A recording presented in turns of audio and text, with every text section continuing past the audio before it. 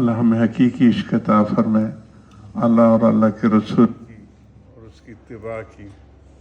ہمارے مجالس کا اور ذکر اذکار کا مقصد نیت کر کے بیٹھے کرو۔ میں اکثر کہتا ہوں کہ امت بدنیت نہیں ہے، بے نیت ہے۔ Bluetooth mode. نیتوں کے ساتھ عمل کی قدر و قیمت بڑھ جاتی ہے اور اثرات متاثر ہوتے ہیں۔ تو ذکر میں بھی اللہ کی محبت اور نور حاصل کرنے کی نیت کی جائے کہ ہم ذکر کر رہے ہیں، یہ مجلس کر رہے ہیں تاکہ اللہ کی محبت اور نور ہمیں حاصل ہو جائے، اور نور ہی سے ساری چیزیں جو ہے اللہ پاک رہنمائی فرماتے ہیں۔ ہدایت کا نور جو ہے وہ پھر ساری چیزوں کے لیے رہنمائی کرتا ہے۔ جی، صحابہ کرام کی محبت کے واقعات دیکھنے سے پتہ چلتا ہے کتنی زیادہ حضور صلی اللہ علیہ وسلم سے محبت فرماتے تھے، کتنی زیادہ اللہ سبحانہ تعالیٰ کی ان کو مدد شامل حال تھی، اور اللہ پاک کی کس طرح کے ساتھ معاملہ تھا۔ تو میں نے اس کو اس شعر میں جی کہ میرے زندگی کا مقصد، میرے زندگی کا حاصل، تیرے عاشقوں میں جینا، تیرے عاشقوں میں مرنا، مجھے کچھ خبر نہ تھی درد دل کی یا رب، تیرے عاشقوں سے سیکھا تیرے سنگ در پہ مرنا۔ تو عشق جو ہے نا وہ بڑے مقاصد میں سے ہے، اور میں نے عرض کیا کہ اگر کوئی پوچھے کہ ایک لفظ مجھے اسلام سمجھائے جائے تو وہ عشق ہے۔ جی، عشاق کی اپنی ایک شان ہوتی ہے، بڑے شان والے ہوتے ہیں عشاق، انہی سے اللہ پاک پھر آگے دین کی اور اس کی آگے بڑھاتے ہیں۔ تو دوستو، اس سب کے لیے ہم یہاں جمع ہوتے ہیں اور اسی کی اپنے اکابرین کی تعلیمات کو عام کرنے کے لیے۔ پھر عشق کی جو قسمیں ہیں، جیسے میں نے گزشتہ مجلس میں ذکر کیا تھا کہ عشاق کی بھی قسمیں ہوتی ہیں۔ کچھ تو عاشق ہوتے کہ اپنے عشق کو چرچے ڈنکی کی چوٹ پہ کرتے رہتے، اور سہ نشانے عاشقوں کی کچھ نشانے بزرگ بتائے، شب بیداری، بے قراری، آہ کرد، کہ وہ اللہ پاک ان کو خاص اوقات میں ان کو اٹھ کے مناجات کرنے کے لیے توفیق عطا کرتے۔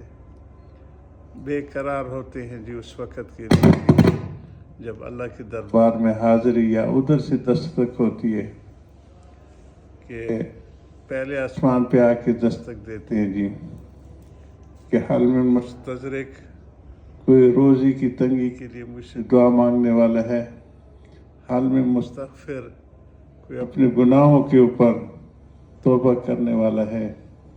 تو یہ عشاق اس وقت کے لیے بے قرار ہوتے، شب بیداری، بے قراری، آہ کرد، رنگ زرد، آہ زاری، جو وہی ٹنکے کی چوٹ میں جو کہہ رہے ہیں کہ وہ ہر وقت ہمارے حضرت مولانا ارشد صاحب رحمہ اللہ ایک ان سے چیخ کی آواز نکلتی، اللہ کہتے تھے تو کیا جب بندہ حضرت کی دعاؤں کی برکت سے حرمین پہنچا اور انہی کی وہ تھا تعلیمات اور ان کی جوتیوں کا فیض تھا کہ ہمیں الحمدللہ حرمین کی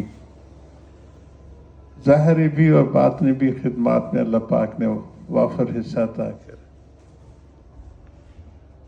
مغرب کی نماز میں نے رکن یمانی اور اس وقت پہلی صف جو ہے تقریباً ایسی بن جاتی تھی، امام مقام ابراہیم کے پیچھے کھڑا ہوتا تھا، وہ دائرے میں جو آتے تھے، وہاں میں نے مغرب کی نماز پڑھی۔ اس سے پہلے ایک مولوی صاحب سے ملاقات ہوئی،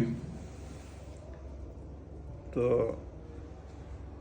میں نے ان سے پوچھا کہ کوئی خدمت میرے لے،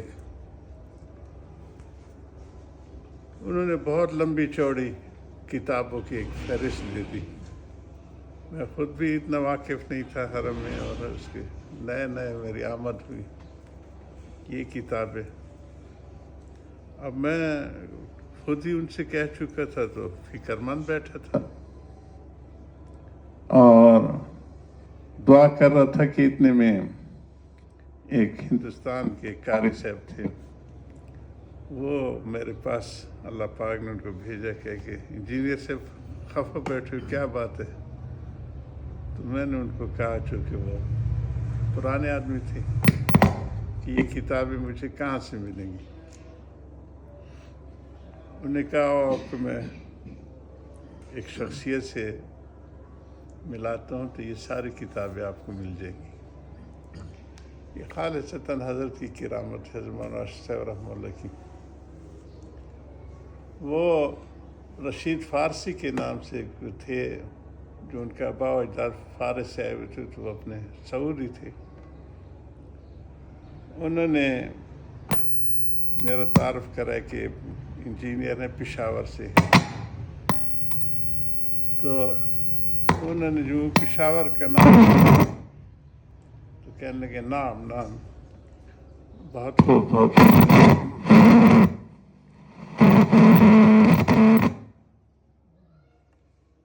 تو کہنے لگے ہناک فی پشاور شیخ اشرف حضرت کا ذکر کیا۔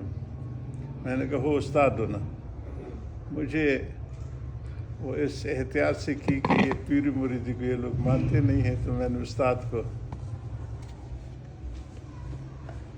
کا ذکر کیا، تو انہوں نے کہا نحن مریدین للشیخ، ہم تو شیخ کے مرید ہیں جی، تو استاد کہتے ہیں۔ میں بڑا حیران ہوا جی کہ سعودی میں اور شیخ اور مرید۔ خیر میں نے ان کو کتابوں کی فہرست بتائی، تو انہوں نے کہا کہ آپ کل میرے آفس آ جائیں۔ وہ رابطہ عالم اسلامی کی جو تنظیم اس وقت بہت زیادہ متحرک تھی، اور بہت زیادہ ان کے پاس فنڈ وغیرہ بھی ہوتے تھے، اور تو یہ ساری کتابیں آپ کو مل جائیں گی۔ میں نے مولوی صاحب کو کہا کہ منصف چلے، پھر کتابیں تو آپ کی مل گئی ہیں۔ اس نے اپنا شملہ وغیرہ باندھا اور میرے ساتھ چل پڑے گی۔ وہ ساری کتابیں اسے انہی دنوں انہوں نے فتاوی ابن تیمیہ رحمہ اللہ 38 جلدوں میں چھاپی تھی، ایک ہی کتاب وہ دی، اور یہ کہا کہ حضرت کو بھیج سکتے مہاراشٹر سے، میں ضرور بھیجیں گے۔ ایک اس کے دن ہماری گاڑی کی کمانیاں ایسی سیدھی ہو گئی تھی، اتنا زیادہ وزن، اس نے خود بھی بہت کتابیں منگوائی تھی۔ تو مولوی سے بڑے خوش ہوئی۔ اس کے بعد میری چھٹیاں تھیں، تو میں پاکستان آئے یہاں پہ حضرت کے پاس۔ میں نے کہا حضرت ہم تو سنتے تھے کہ وہ پیری مریدی کو نہیں مانتے، تو یہ جو شیخ کہہ رہے کہ نحن مریدین للشیخ، تو یہ ایک واقعہ کیا ہے جی؟ کہنے ہاں بیٹے، اس وقت ہمارا ڈھول بہت بجتا تھا۔ یہ بھی تواضع میں حضرت نے جملہ کیے جی، ہمارا ڈھول بہت بجتا تھا، یعنی چیخ نکل جاتی تھی حضرت سے اللہ کی نام سے جی۔ میں لاہور میں تھا، یہ کسی اجلاس میں آئے ہوئے تھے سرکاری طور پہ، اور مجھ سے وہ آواز نکل گئی، تو جیسے ان کی عادت ہوتی ہے وہ اٹھ گیا کہ اے حضرت یہ کیا ہے؟ تو وہ کہنے لگے جی کہ میں نے ان کو کہا کہ جیسے کہ حدیث میں آتا ہے علم جل وساوس قلبی ذکر کا وخشیت، کہ اللہ میرے دل کی وساوس بھسم ہو جائے، رہ جائے تو صرف تمہارا نام رہے۔ تو کہتے ہیں کہ میں نے اس کو کہا کہ شاید یہ وہی چیز ہو، کہنے حدیث صحیح ہے تو حدیث صحیح ہے، تو آنا بس ہے کہ میں چاہتا ہوں میں تم جیسے پھر بن جاؤں۔ وہ عشق والی بات ہے جی۔ تو انہوں نے کہا ہے کہ حضرت نے کہا کہ میں نے اسے کہا تھا یہ تو صرف چاہنے سے نہیں ہوتا ہے، کچھ کام بھی کرنا پڑتا ہے جی۔ تو انہوں نے کہا میں سارے کاموں کے لیے تیار ہوں جی، جو آپ کہیں گے۔ تو وہ کچھ دن کہتے کہ حضرت آتے جاتے رہے میرے پاس، لیکن ایک دن کے کام تو نہیں ہے نا جی، سمجھ آئے گی۔ حضرت فرماتے تھے یہ شعر اکثر کہا کرتے تھے، دل لاگت لاگت لاگے، تو آہستہ آہستہ دل بیٹھتا ہے ایک جگہ اور محبت کی وہ کیفیات پیدا ہوتی ہے۔ من مانے مانے مانت ہے، یہ آہستہ آہستہ تیار ہوتے ہیں اطاعت، کثرت ذکر و دعا میں اطاعت کے لیے۔ تو وہ آخر تک جب بھی حضرت آتے تھے تو بڑے احترام کرتے تھے حضرت سے، کہ عشق جو ہے وہ جس طرح میں نے کہا کوئی پوچھے کہ مجھے ایک لفظ میں اسلام سمجھاؤ تو وہ عشق ہے۔ اشد حب للہ میں نے قرآن کی آیت سے شروع کی۔ تو یہ سیکھا جاتا ہے جی، سیکھا جاتا ہے جی۔ ابتدائی حصہ تو اس کا کسبی ہے، یعنی ہر فن کا ابتدائی حصہ وہ سیکھا جاتا ہے۔ میڈیکل کالج میں جاتے ہیں، انجینئرنگ کالج میں جاتے ہیں، یا چھوٹے موٹے جو بھی جتنے صنعت حرفت کی چیزیں ہیں، وہ کسی ورکشاپ میں بیٹھتے ہیں، شاگردی اختیار کرتے ہیں۔ یہ اس کی ابتدائی حصے ہر چیز کے فن کا وہ کسبی ہے، وہ اس سے سیکھنے سکھانے سے تعلق رکھتے ہیں۔ انتہائی حصہ جو ہے وہ وہابی ہے، جو ہمیں حضرت مولانا صاحب رحمہ اللہ کی ٹنکی کی چوٹ پہ جو میں کہہ رہا ہوں نا کہ اپنے عشق کے اظہار کر رہے ہوتے ہیں جی، کہ ہم بھی کسی کے عاشق ہیں جی، سمجھ آئے گا۔ تو یہ عشاق کی بھی قسم ہے۔ گزشتی مجلس ہم نے اسی بھی چھوڑے تھے تو اس کو اور آگے بڑھاتے ہیں سمجھنے سمجھانے کے لیے۔ تو یہ وہ عشاق ہے کہ جو ٹنکی کی چوٹ پہ اس کی پرواہ نہیں کرتی، لوگ ہنسیں گے نہیں ہنسیں گے۔ تو عالم ارواح میں جو اللہ پاک نے تجلی فرمائی تھی، کیا میں آپ لوگ کا رب نہیں ہوں، کالو بلا کے ہیں، تو وہ جو عشق کا بیج ہے وہ اسی تجلی سے ہر ایک دل میں ہے۔ اس لیے کہتے ہیں کہ مولود جو ہے وہ فطرت میں پیدا ہوتا ہے، جتنا وہ بیج اس کے دل میں ہے، لیکن وہ یہ والدین ہوتے ہیں کہ کوئی یہودی بنا دیتے یا عیسائی بنا دیتے۔ پہلا مکتب ماں کی گود ہوتی ہے نا جی، اور خوش نصیب وہ ہوتے ہیں کہ ان کو پھر ماحول مل جاتے ہے اس کی نرشمنٹ کا، اس کے پھلنے پھولنے کے لیے۔ تو یہ جو بیج ہے یہ عشاق کے کئی قسم کے بیج پھر اللہ کی قدرت ہے نا جی، وہ اس سے تخلیق ہوتی ہے۔ تو عام طور پہ جو ہمارے ہاں مشہور 4 سلسلے ہیں، یہ اس بیج کے لیے پرورش اور اس کو معالجات ہے، نہ سمجھ لوگ اس کو عقائد سمجھ بیٹھتے ہیں۔ کیسے اس کو کیا جاتا ہے نا بچوں کو، جب کہ وہ مائیں کنسیو کر لیتی ہے، حاملہ ہو جاتی ہیں، تو ڈاکٹر ان کی بہت سی لک آفٹر کرتے رہتے ہیں۔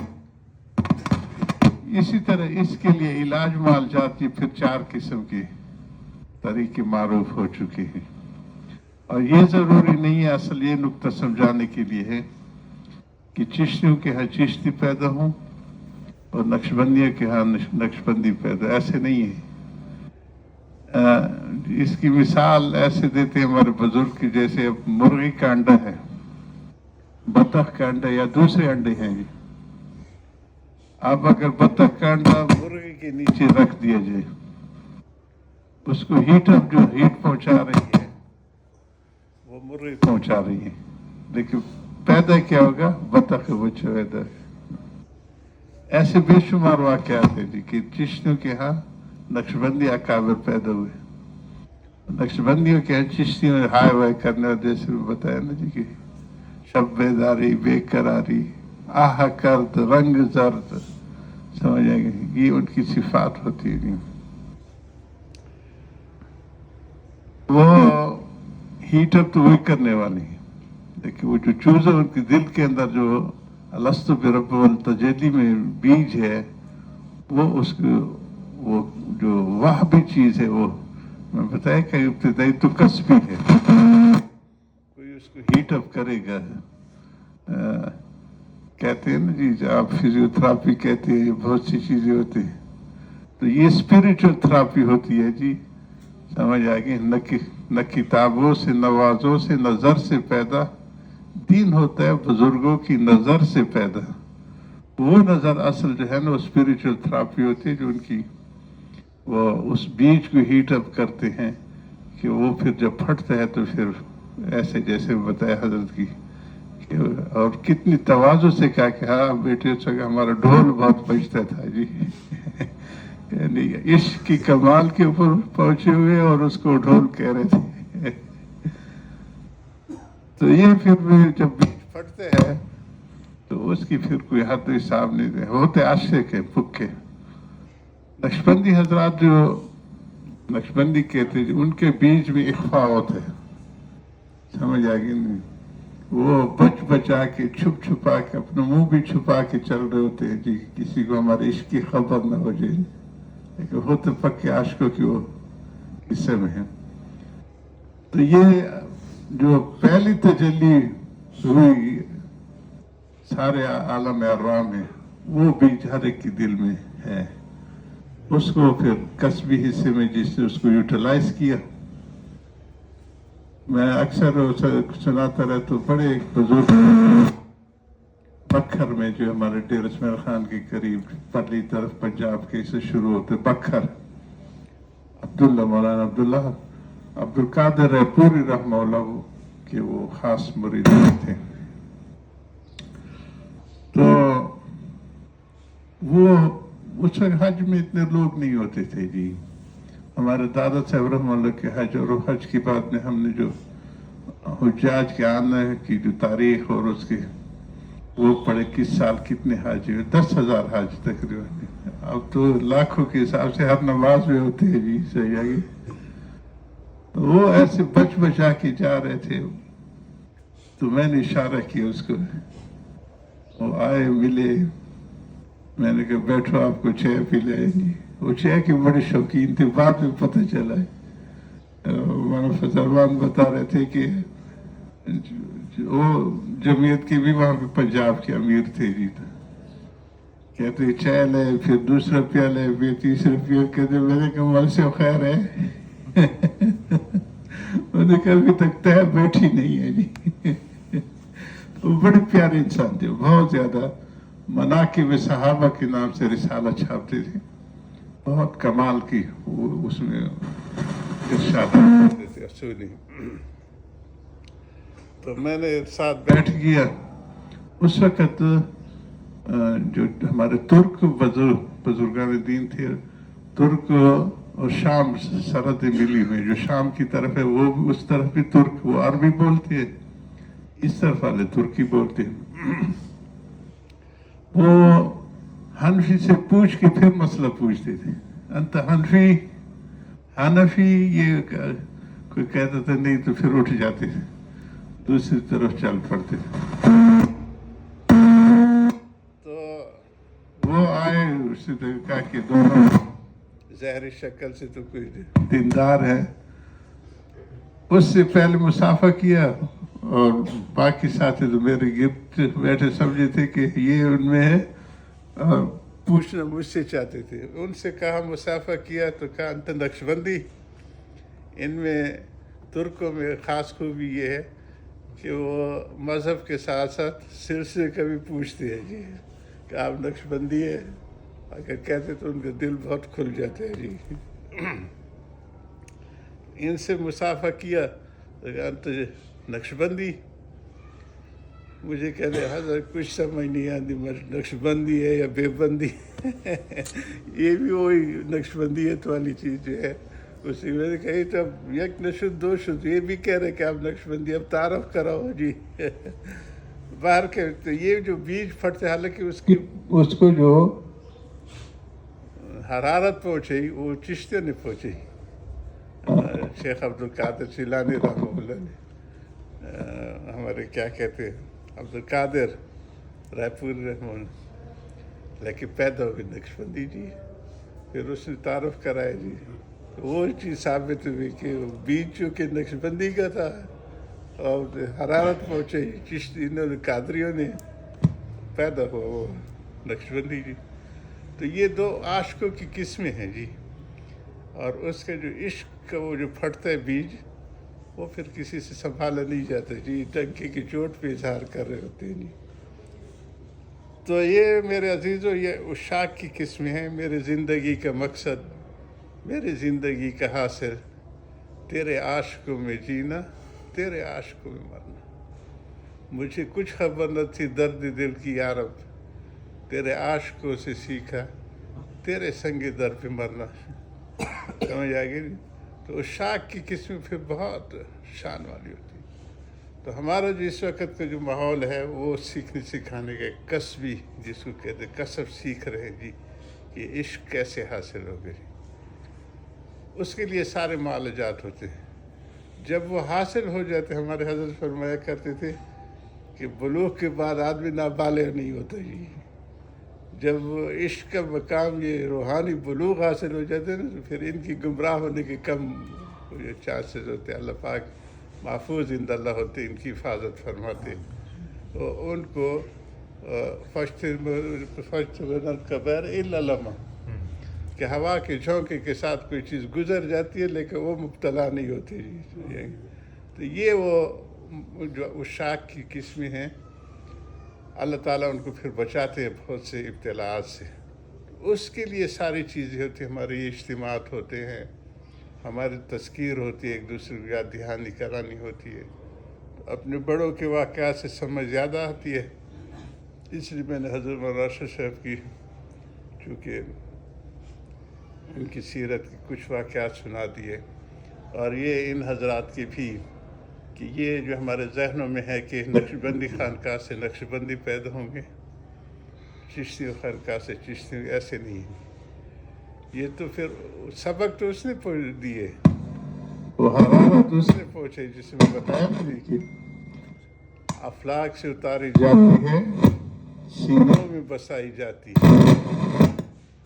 توحید کی یہ مساغر سے نہیں، نظروں سے پلائی جاتی ہے. وہ جو اللہ سبحانہ تعالیٰ کی توحید کا جو درس ہے نا جی، اور اس کے عشق کی یہ ساری چیزیں جو ہیں، یہ نوازوں سے، نہ کتابوں سے، نظر سے پیدا. دین ہوتا ہے بزرگوں کی نظر سے پیدا. تو اس ماحول میں جانا، یہ قسم ساری چیزیں ہیں. پھر اس میں بھی دو قسم کی پھر اللہ پاک شان فرمائی ہیں. ایک میں ہے کہ اللہ یجتبی، اللہ چھانٹ لیتے ہیں، چھانٹے ہوئے لوگوں کو لیے پھر اور راستہ ہوتا ہے. جیسے انبیاء ہے، چھانٹے ہوئے لوگ ہیں جس میں جائیں. اور دوسرے ہے وہ یہدی لمن اناب، کہ ان کو پھر اس راہ پہ ڈھال دیتے ہیں، یعنی جو طلب کر کے پہنچتے کسی بزرگ کی صحبت میں جی. یہ دو مختلف راستے ہوتے ہیں. پھر ہمارے بزرگوں میں بھی اس قسم کی شان والے لوگ ہیں جو چھانٹے ہوئے ہیں جی. ہمارے حضرت حکیم الامت نور المرکز نے جو ہے وہ کلید مثنوی رحمہ اللہ 16 جلدوں میں لکھی ہے جی، مثنوی شریف کی شرح. وہ فرماتے ہیں جی کہ ایک تو ہے نصوص، کہ جو قرآن میں آ گیا، اس کو نصیحتی کہتے ہیں، سمجھ آ گئی. پھر ہم تو نصوص کے پکے ماننے والے ہیں، اقوال خصوص کو بھی مانتے ہیں. کسی اللہ والے سے کوئی چیز ثابت ہو گئی ہے، وہ بھی ایک حجت ہوتی ہے کہ ایسے کرنے سے اچھے نتائج ہوتے ہیں۔ تو فرماتے ہیں اور اقوال خصوص میں تو لاکھوں میں اللہ کے ولی گزرے ہیں، کروڑوں میں اب تو ان کے اقوال کو سب کا احاطہ کرنا ہمارے لیے بہت مشکل ہے جی، کہ دنیا کس کونے میں کس بزرگ نے کس وقت کیسے کیا، لیکن ان میں اقوال خصوص میں سب کا خلاصہ پھر مثنوی شریف میں ہے جی۔ مثنوی شریف کی یہ شان ہے کہ وہ سارے بزرگوں کی وہ جو جہاں کہیں بھی کچھ انہوں نے رہنمائی کے لیے کچھ فرمایا ہے وہ مثنوی شریف میں آ گئی ہے جی، اس کا خلاصہ ہے۔ اس لیے انہوں نے اتنے مشغول آدمی کہ 1500 تو حضرت کی کتاب ہے، تصنیف ہے، پھر مریدوں کی اصلاح کے لیے تربیت السالک جیسی 3 جلدوں میں کتاب ہے، اور وہ اس درجے کی ہے کہ اب یونیورسٹیوں میں اسلامک سائیکالوجی کے طور پہ پڑھی جاتی ہے کہ صوفیاء نے کیسے انسانوں کی ذہنی امراض کا علاج کیا ہے جی۔ انہوں نے 16 جلدوں میں اس کی شرح کی ہے جی، وہ بھی پھر سے کچھ حصہ رہ گیا تھا تو بعد میں ان کے شاگردوں میں اس کو مکمل کیا۔ تو یہ وہ لوگ ہیں کہ جو چھانٹے ہوئے لوگ ہو، تو اس کی مثال یہ ہے کہ عام طور پہ تو یہی ہے کہ بزرگ کے پاس جاتے ہیں کچھ بیٹھتے، یا فن کے ماہر کے پاس جاتے ہیں کچھ سیکھنے کے لیے بیٹھتے ہیں، اور وہ آہستہ آہستہ پھر مہارت حاصل ہوتی ہے۔ اور ایک ہوتا ہے، سنا ہے کہ پیاسا چشمے کے پاس جاتا ہے، یہی ہے نا جی، جب وہ کرم فرماتے ہیں تو چشمہ پیاسے کے پاس کھینچ کے آتا ہے۔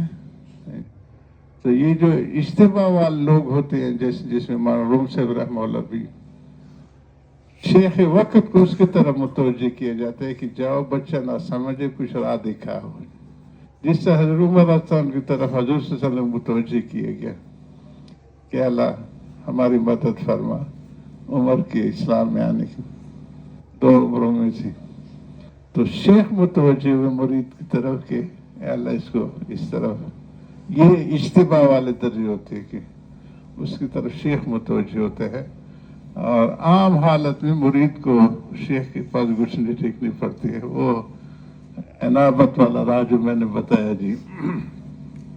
اس طرح بے شمار اور ہر زمانے میں ہوتے رہیں گے واقعہ۔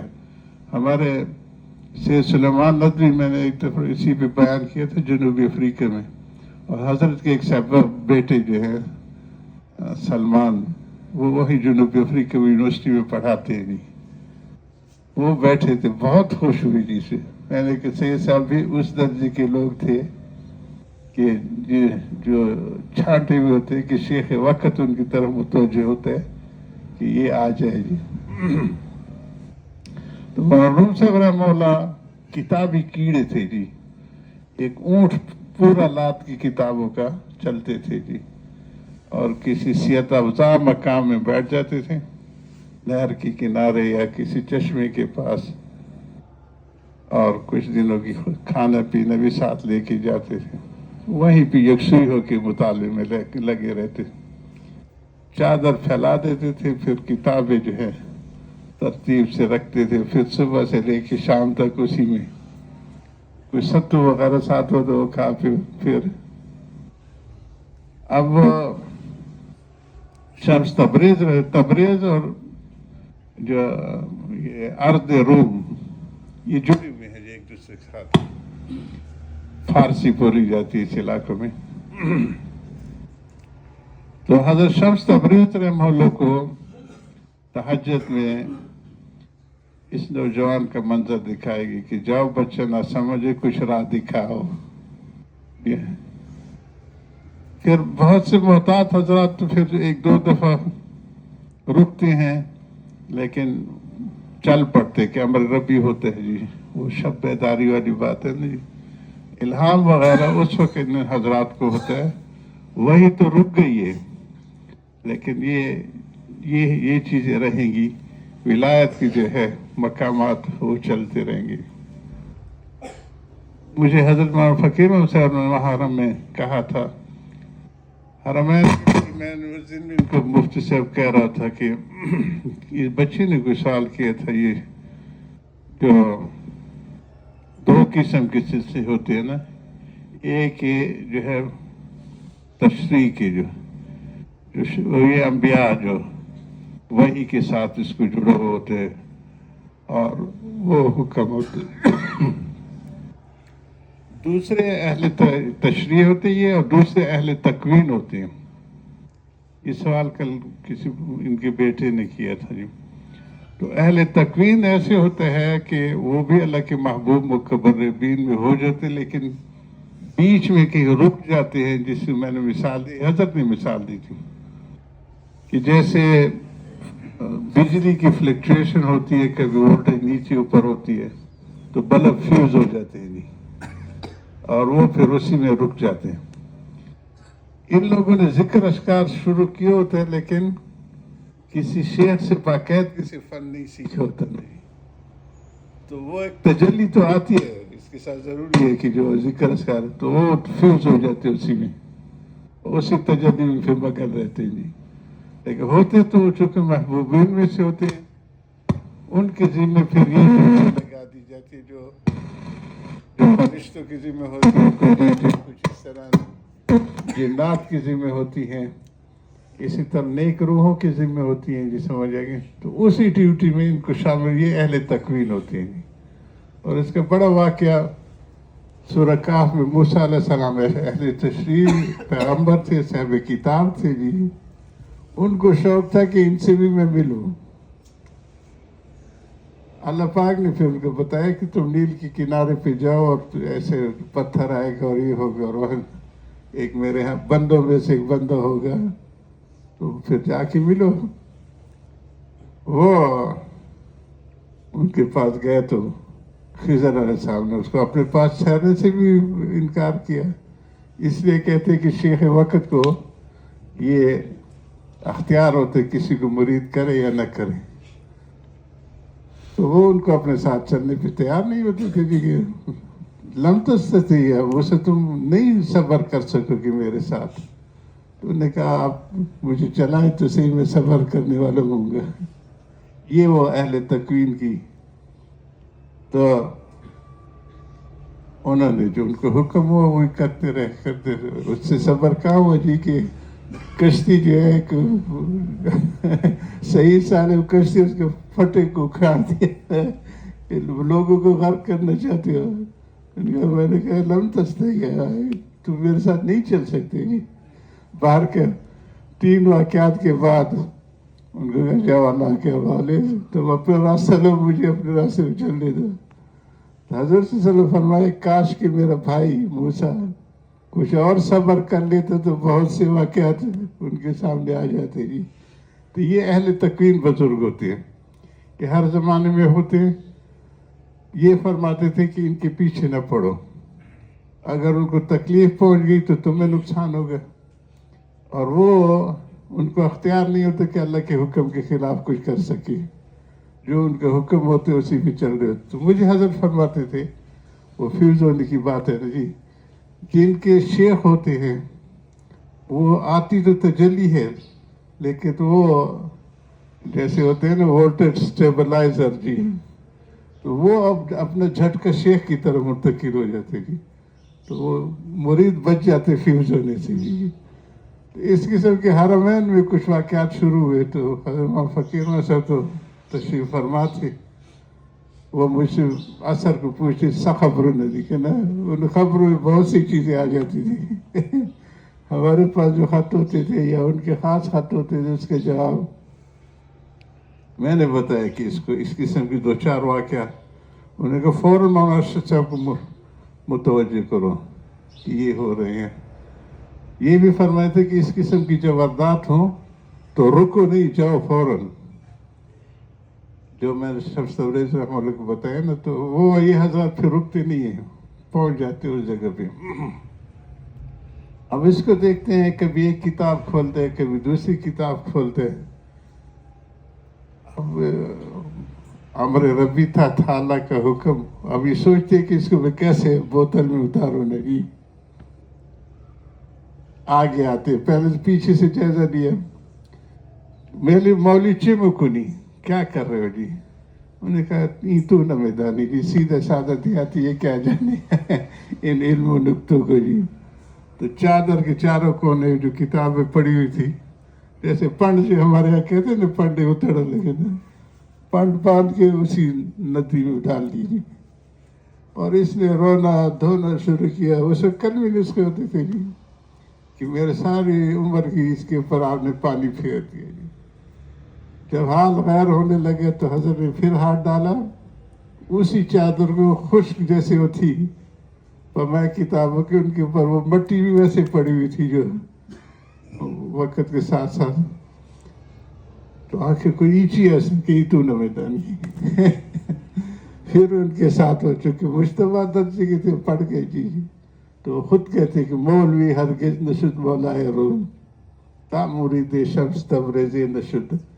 تو یہ کسی کے بعد گھٹنے ٹیک کے ابتدائی حصہ کسبی سیکھا جاتے. وہاں بھی یہی ہے کہ جو اس کی جو تجلی عالم ارواح میں ہوئی تھی اگر وہ ہاں واہ کرنے والی تھی تو یہ چیخے گا ڈھول بجے گا جیسے حضرت مولانا سے فرماتے تھے اس وقت ہمارا ڈھول بہت بجتا بے قراری میں جیسے کپ کپی شروع ہو جاتی تھی حضرت ایک چیخ نکلتی اللہ. اور تو یہ وہ کہتے کہ اس وقت تک رہتی ہے کہ جب تک یہ تکمیل نہیں ہو جاتی. وہ اشتباہ ذکر جیسے میں بتایا عمر بن خطاب ہے یا روم صاحب ہے یا ہمارے سید سلمان ندوی صاحب رحمہ ان کے بیٹے نے بہت تعریف کی بہت مجھے چوما جی کیا. ہم نے تو آج پہلی دفعہ اپنے والد صاحب کے بارے میں اتنی باتیں سن لی کیونکہ حضرت سناتے تھے دنیا میں. یہ تحریکی لوگ تھے. بانیان پاکستان کہیں یہ سب کچھ کہیں ہند کی آزادی کے کہیں عبد الماجد دریابادی عبد الباری ندوی اور سید سلمان ندوی یہ تینوں جو ہے ہند کی آزادی کی تحریک میں بھرپور سے ہمارے حسین احمد مدنی کے ساتھ یہ سارے اکٹھے کام کرتے تھے. تو عبد الماجد دریابادی نے نقوش حکیم الامت کے نام سے کتاب اپنے یعنی وہ دیکھے کہ وہ آپ بیتی لکھی ہے جی کہ مجھے سب سے پہلے اپنی مسجد کے ایک صوفی صاحب نے متوجہ کیا کہ سنا ہے کہ عبد الماجد تم کوئی تصوف کا شوق رکھتے ہو. میں نے کہا ہاں یہ بات تو صحیح ہے. کہا یہ تھانہ بون تو اتنا دور نہیں ہے یہاں بھی جا کے دیکھو. کہتے ہیں مترج ہیں کہ ہم لوگ تھے فوراً دماغ میں آئے کہ وہ خوش بہشتی زیور کے مسئلے لکھنے والے اس کو کیا جانے گا جی رہ جائے گی. یہ کہ ہماری مجلس میں وہاں پہ حسین احمد مدنی رحمہ اللہ کے ساتھ بیٹھتے تھے نا تنظیمی امور میں یہ ذکر ہوتا ہے کہ تم اس کو کوئی معمولی آدمی سمجھتے ہو. وہ تو واقعی تن اس درجے کا آدمی ہے جی میں خود لے جاؤں گا تمہیں. کچھ عرصے کے بعد پروگرام بنا کے چلتے ہیں حضرت حکیم الامت کی. ہاں جی ان کے پھر بڑے ضابطے تھے جی. یہ جو میں بتایا نا کہ شیخ کو حق ہوتا ہے کہ مریدوں کی تربیت کی شرطیں بھی رکھ سکتا ہے کبھی ان کے آنے جانے پہ بھی رکاوٹ کر سکتا ہے. مقصد وہی ہوتا ہے کہ اس کو سکھانا ہے. کہتے ہیں کہ ہم اس وقت ریل چلتی تھی وہاں سے دیوبند سے اور وہ صبح سے پہلے تہجد کے وقت وہاں پہ رکتی تھی تھانہ بون پہ. یہ دو عبد الباری ندوی اور عبد الماجد دریابادی اور ساتھ ہمارے حضرت حسین احمد مدنی رحمہ اللہ یہ انہوں نے پھر وہ دروازہ تو بند تھا خانقاہ کا وہاں چادر ڈال کے لیٹ گئے جی دروازے کے سامنے. یہ جو میں اکثر کہتا رہتا ہوں نا کہ مکان اور زمان سے احکام بدلتے رہتے ہیں اصول فقہ کی بات ہے جی. اور ہر روز اس کا نیا ہوتا ہے ڈائمنشن ہوتا ہے جی. اب جب یہ نئے چیزیں شروع ہو گئی منکرین سنت کی جماعتیں پیدا ہونے لگی. پہلے بزرگ کیا کرتے تھے کہ 2 رکعت سنت گھر میں پڑھ کے مسجد کو جاتے صبح کی. حکیم الامہ نے جب یہ نئی سچویشن شروع ہوئی تو انہوں نے یہ کہا کہ اب گھر میں پڑھنے سے زیادہ افضل مسجد میں آ کے پڑھنا ہے. اور خود بھی آتے تھے اور صبح کی اذان بھی دیتے تھے اور سنت بھی پڑھتے تھے. جب دروازہ کھولو تو 3,000 کیا حسین احمد کیا غضب کیا آپ نے جی؟ آپ نے اطلاع نہیں کیا. آپ نے کہا حضرت آپ کی خانقاہ کے اصول کا اصول تو طالب علموں کے لیے، تو گھر کے فرد کے لیے کیا اصول ہوگا جی؟ وہ تو آدھی رات کو بھی آئے گا، وہ تو دستک دے گا کہ میں باہر سے آ گیا ہوئی. اور کیسے آنا ہوا اس طرح؟ انہیں کہ ان بچوں کو لائے ہوں یا یہ کچھ شوق رکھتے ہیں سیکھنے کا تصور. تو اس پہ حضرت نے کہا کہ میں تو نادم قوم ہوں، آپ تو خادم قوم ہیں. نادم اور خادم کا کیا جوڑ ہوگا؟ نادم اور خادم کا کیا جوڑ ہوگا جی؟ کہتے میں اپنے اس اعتراض پہ شرمندہ ہو رہا تھا جس کو میں سمجھتا کہ یہ خوش مسئلے لکھنے والی تو اتنا طرح تازہ آدمی ہے جی چاہے جائے گی. تو باہر کے یہ تو پہلے بیت ہو گئے اور آنا جانا شروع بھی کیا. اب سے سلمان ندوی مدراس کے جو ہے وہاں پہ ان کے مفتی اعظم بھی تھے اور ان کے خطبات مدراس بھی بڑی شان والے ہیں جی. انہوں نے سے کہا کہ تمہارے وہ پہلے والی شوخی نہیں رہے عبدالباری اور عبدالماجد، کیا ہو گیا تم لوگ کو جی؟ بیت کا تو پھر اثر ہوتا ہے نا جی. انہوں نے کہا ہم نے تو تھانہ باؤنڈ جانا شروع کیے جی. میں کہا اچھا مجھے بھی لے جاؤ. کہا ہم ایسے لے جانا نہیں ہوتا، ہم لکھیں گے کہ سید صاحب ہمارے ساتھ آنا چاہتے ہیں، وہ اجازت دیں گے اور ان کے اصول پھر آپ کو بتائیں گے جی. انہوں نے کہا اچھا لکھو. تو حضرت کا خط بھی کتابت لکھنے بہت ہے. ان کا جو شیڈول ٹائم شیڈول تھا نا یہ ایک کرامت تھی جی. اور اس میں یہ کام ہو سکتا ہے. بڑی پرلطف زندگی ہوتی جن لوگوں کی ٹائم شیڈول ہوتے ہیں. جن کی ٹائم شیڈول نہیں ہوتی ان کی بڑی بے لطف زندگی ہوتی. ان کے ایک ایک منٹ سیکنڈ بندھا ہوا ہوتا تھا کہ اس وقت میں یہ کام کرنا، اس وقت یہ کرنا، یہ کرنا جی. تب جا کے اتنے کام ہوئے ہیں جی. تو انہوں نے خط لکھا کہ ہمارے ساتھ سید سلمان ندوی بھی آنا چاہتے ہیں. تو انہوں نے کہا میرے مجلس کے جو اصول ہے وہ ان کو بتا دیجیے. ان اصولوں میں یہ ہے کہ پہلی ملاقات میں وہ کوئی ہدیہ نہیں قبول کرتے. کہ پہلی ملاقات میں آنے والے سے ہدیہ قبول نہیں کرتے. اور پہلی مجلس میں نہ تقریراً نہ تحریراً کوئی بات کی جائے گی. یہ پہلی مجلس کوئی سوال بھی نہیں کریں گے، آپ ایسے بیٹھیں گے اور کوئی لکھ کے بھی نہیں دیں گے. اگر ان کو یہ شرط قبول ہے تو پھر لے آئیں گے. انہوں نے پھر خط لکھا کہ حضرت آنے کے لیے تیار ہیں. پہلی مجلس میں جب یہ حاضر ہوئے اور پھر اپنے اپنے آرام گاہ کے خلووں کی طرف گئے تو سید صاحب ان کو کہتے ہیں کہ عبدالباری حضرت کی باتیں تو بڑی ہلکی پھلکی تھی، یعنی عام فہم ہوتی ہے نا. یہ مجلس ہوتی بھی عام فہم اس کے لیے، کوئی زیادہ علمی نکات بھی نہیں تھے. لیکن ایک چیز تھی کہ جیسے کوئی سارے مجلس سے بیٹھے کوئی کچھ پی کے بیٹھے ہو جی، مخروب مخمور ہو کے بیٹھے ہوئے جی. تو کہا کل آپ کو ایک سوال کی اجازت، کل آپ یہی سوال کر لیں.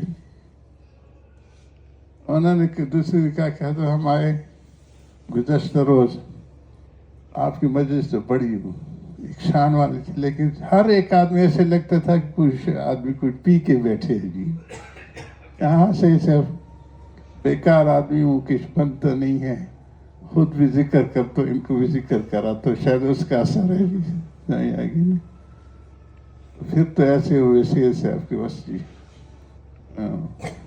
حضرت علی میاں صاحب نور العمر کو تو ان کے خلیفہ بھی ہیں، جانشین بھی تھے ندوہ سے. تو کہتے ہیں کہ ہمیں بہت زیادہ اندیشے تھے، ایک فکر لاحق ہوا تھا جو سید صاحب نے پاکستان جانے کی ارادہ کیا. یہ سیڑھی سے اترتے ہوئے باب ملک کی میں میرے کندھے پہ ہاتھ رکھتے ہوئے، جب وہاں حضرت مولانا اشرف خان سلیمانی جیسی شخصیت تیار ہوئی تو ہمارے سارے اندیشوں کے ازالہ ہو جائے.